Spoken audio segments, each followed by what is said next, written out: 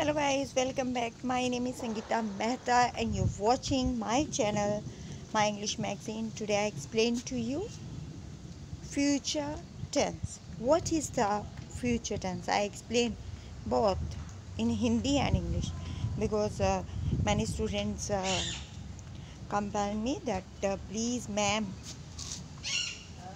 use the Hindi language. Okay, so today I start. Yeah. This is let's start from the first page. This is my magazine. This is my magazine for future tense. This is a future tense and future indefinite tense, future continuous tense, future perfect tense, future perfect continuous tense. The old tenses which are deal with future I explain in my magazine. Okay, now I read my magazine. I show the first of all the cover page of my magazine. This magazine is online. Okay, I give it on YouTube and it is also found in my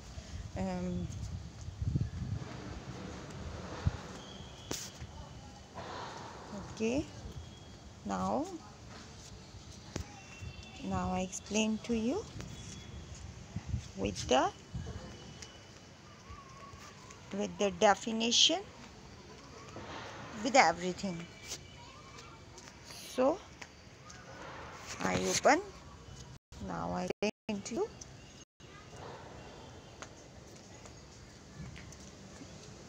No, here. Okay, this is my magazine. I open. It is online. So all there is no any doubt about that. This is a future tense. Now I explain. इस tense को simple present tense भी कहते हैं. इस tense को simple present tense भी कहते हैं, also known as the simple present tense. इस टेंस के वाक्यों की पहचान कैसे करते हैं? क्रिया के साथ गा गे गी लगा होता है. ठीक है, इन हिंदी इन द लास्ट गा गे गी ये वर्ड लिखे होंगे फ्यूचर इंडेफिनिट टेंस में. किस सब्जेक्ट के साथ कौन सी हेल्पिंग वर्ब लगनी है वो मैं आपको बताऊंगी. और सभी सब्जेक्ट के साथ यहाँ पर विल का यूज़ होता है. विल को आप बड़े ही इजी यूज़ कर सकते हैं. अब शैल का प्रयोग केवल एक मॉडल वर्ब की तरह किया जाता है, इसलिए अब आप अक्सर देखते हैं कि सभी सब्जेक्ट के साथ विल का ही प्रयोग किया जाता है. अब मैं आपको इसके बारे में थोड़ा सा रूल बताऊंगी. फर्स्ट ऑफ ऑल सब्जेक्ट, सबसे पहले हम सब्जेक्ट लिखेंगे, फिर will. Okay, helping verb use करेंगे will. After that we use करेंगे V1. What is a V1? V1 is the first form of the verb. और उसके बाद हम ऑब्जेक्ट यूज़ करेंगे. अब मैं आपको एग्जाम्पल के थ्रू इसके बारे में थोड़ा सा और एक्सप्लेन करती हूँ. जैसे फॉर एग्ज़ाम्पल मैं कहती हूँ ये कल पहुँचेगा. ये कल पहुँचेगा. अब ये कल पहुँचेगा मतलब देखो होने वाला है, ये काम हुआ तो नहीं ना. ये कल पहुँचेगा आने वाला है, फ्यूचर की बात की जा रही है. जहाँ पर फ्यूचर की बात की जाती है वहाँ पर विल लगती है. ठीक, अब हम बताएंगे आपको कैसे मैं इसको यूज़ करूँगी.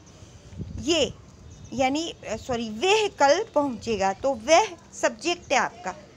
अब वह लड़का है तो ही यूज़ होगा. अगर लड़की है तो मैं शी का यूज़ करूँगी.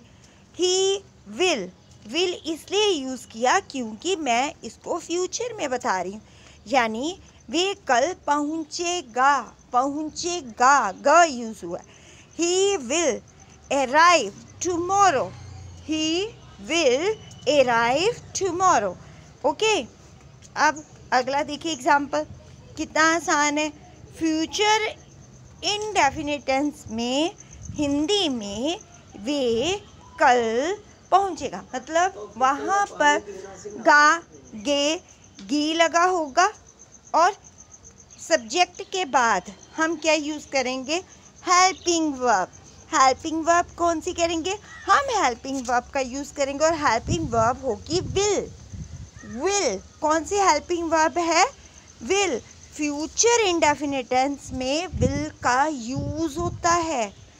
Okay, he will arrive, arrive मतलब हिंदी में इंग्लिश कर दी मैंने, पहुंचेगा कल, टुमारो। वे इसे कल खरीदे, अब कल की बात हो रही है, तो जब कल की बात होती है तो वो फ्यूचर की बात हो रही है। कल का मतलब ही क्या है, फ्यूचर। हम फ्यूचर की बात करेंगे, जो हम आज नहीं कर रहे हैं जिसे हम कल करेंगे, यानी आने वाले समय की बात करेंगे, तो वो होगा गा, गे, गी। और अगर मैं कहती हूँ बीते समय की बात, तो वो था, थी, थे। लेकिन यहाँ पर किसकी बात हो रही है, यहाँ पर बात हो रही है फ्यूचर टेंस की।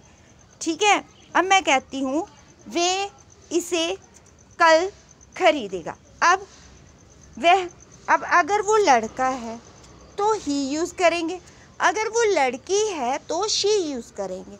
अब मैं कहती हूँ वह इसे कल खरीदेगा, तो she will buy it tomorrow, she will buy it tomorrow, she will buy it tomorrow। अब मैं उसे एक उपहार, ये उसे एक उपहार भेजेंगे, अब फिर से भेजेंगे लगा है ना, तो ये प्रेजेंट डेफिनेट एफर्मेटिव यानी पॉजिटिव सेंटेंस है। तो यहाँ पर ये का मतलब है दे। अब दे के साथ भी आप विल यूज़ करेंगे, आसानी से करेंगे, इसमें कोई पजल नहीं होना, कोई डरना नहीं है, आपने कोई सोचना नहीं। क्यों, क्योंकि विल का यूज़ हम फ्यूचर इंडेफिनिट टेंस में करते हैं और फ्यूचर इंडेफिनिट टेंस में बहुत ही आसान है। ठीक है, ये इट्स वेरी सिंपल, फैंटास्टिक, ये बहुत ही आसान है, इसको बहुत ही आसान विल का यूज़ फ्यूचर टेंस में करेंगे। ही ओके, मैं बोल रही थी कि ये उस एक उपहार भेजेंगे, दे विल सेंड, दे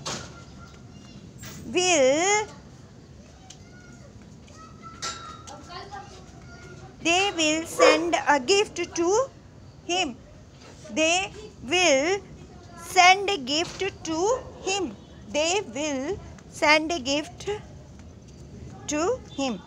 अब ये देखो अगला, ये कॉलेज के लिए निकलेगी, वे कॉलेज के लिए निकलेगी। अब यहाँ पर वह निकलेगी यानी फिर से नेक्स्ट डे की बात हो रही है, तो फ्यूचर इंडेफिनिट की बात है, फ्यूचर की बात है।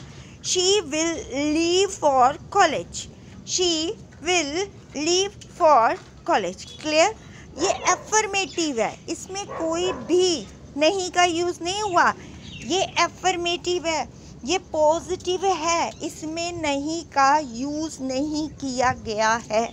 इसमें हमने क्या यूज़ किया, इसमें हमने पॉजिटिव यानी जो हो सकता आने वाला है, ठीक है, लेकिन फ्यूचर इंडेफिनिट। अब मैं बात करूँगी आपसे नेगेटिव सेंटेंस की। अब नेगेटिव सेंटेंस क्या होगा, नेगेटिव सेंटेंस की पहचान बहुत आसान है, जहाँ पर नहीं का यूज़ होगा वहाँ पर नेगेटिव सेंटेंस होता है। Okay, you are watching my channel, thank you very much. My name is Sangeeta Mehta and you're watching my channel, My English Maths.